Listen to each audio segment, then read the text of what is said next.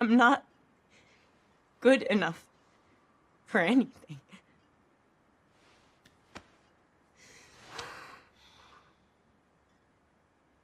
It is literally impossible to be a woman. You are so beautiful and so smart, and it kills me that you don't think you're good enough. Like, we have to always be extraordinary. But somehow we're always doing it wrong. Ooh. You have to be thin, but not too thin. And you can never say you want to be thin. You have to say you want to be healthy, but also you have to be thin. You have to have money, but you can't ask for money because that's crass. You have to be a boss, but you can't be mean. You have to lead, but you can't squash other people's ideas. You're supposed to love being a mother, but don't talk about your kids all the damn time. You have to be a career woman, but also always be looking out for other people. You have to answer for men's bad behavior, which is insane, but if you point that out, you're accused of complaining. You're supposed to stay pretty for men, but not so pretty that you tempt them too much or that you threaten other women, because you're supposed to be a part of the sisterhood, but always stand out and always be grateful. But never forget that the system is rigged, so find a way to acknowledge that, but also always be grateful. You have to never get old. Never be rude, never show off, never be selfish, never fall down, never fail, never show fear, never get out of line. It's too hard, it's too contradictory, and nobody gives you a medal or says thank you. And it turns out, in fact, that not only are you doing everything wrong, but also everything is your fault. I'm just so tired of watching myself and Stop being tired then. Single other woman tie herself into knots so that people will like us. I don't care if they like, come, get to that point.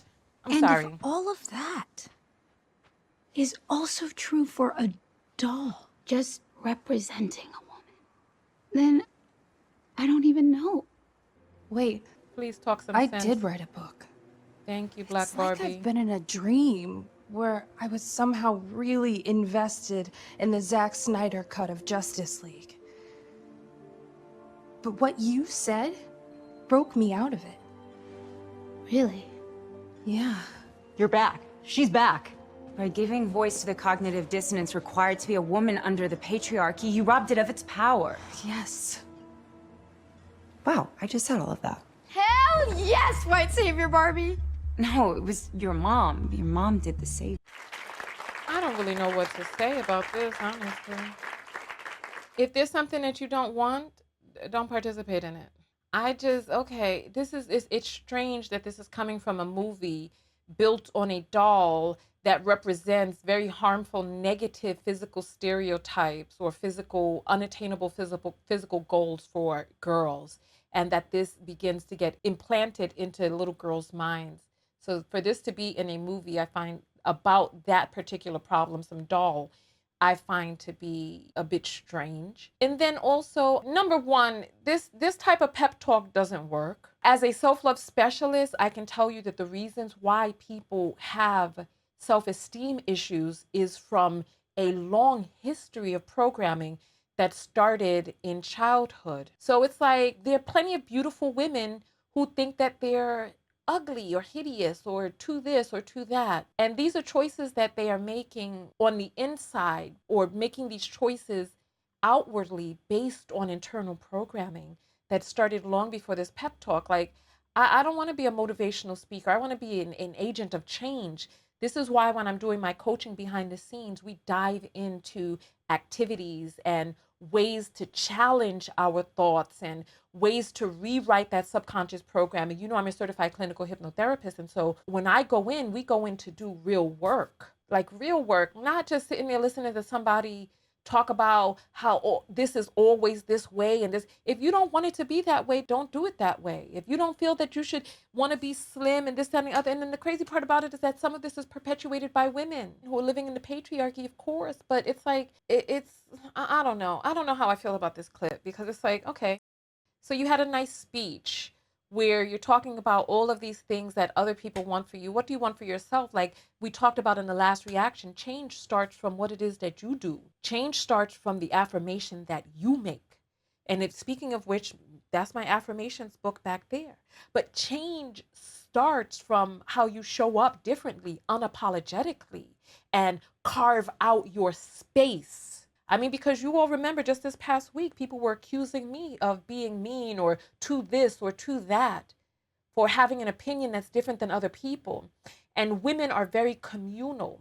So what we do is we actually enforce groupthink. We're the ones that enforce the nail that sticks up gets hammered down. We women perpetuate that onto one another. We're very cliquish. So I feel like the conversation is nuanced in that, okay, if we want something who said that we can't be too sexy? It's the women. Listen, you want to know in these cultures with FGM, female mutilation, right?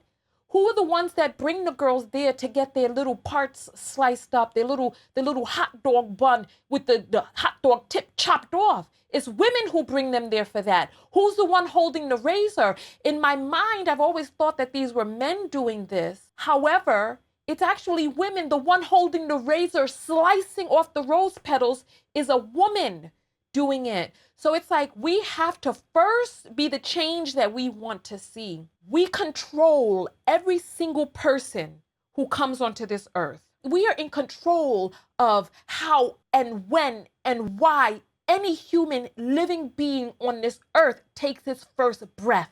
And we have to step into our power as women. We have to do that. The change will emanate outward from us once we decide that we are ready for a change. And this comes with more than just a cute pep talk under the name brand of a company putting out there very harmful physical images for girls. So spare me the righteous indignation. Spare me. And let's create some real change. Like, let us go see the companies that you're investing in to actually create change for girls. Let us see the life coaches like me who you pay scholarships for women to come to rewrite the programming that your harmful dolls have caused. No. Spare me this speech with everybody dressed in pink and everybody looking just so. Come on, spare me. Be a part of the live show with thousands of other viewers. Go to TonyaTKO.com/text and join the text notification squad and get a text whenever I go live. Support the show and yourself, and I'll see you on the next live broadcast.